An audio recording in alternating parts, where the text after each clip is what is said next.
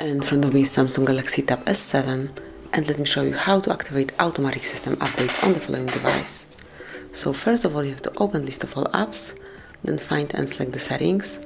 Now scroll down, find and select About Tablet, and here go to Software Information. Right now you have to click 7 times on build number, right here, and one more time. Then draw your unlock pattern, if you have one. And as you can see, developer mode has been enabled. So smoothly, let's go back. And now at the bottom of the settings list, you will notice developer options. Just open it. Now scroll a bit lower. And here you will notice automatic system updates. So you can smoothly turn it on and off by using this indicator.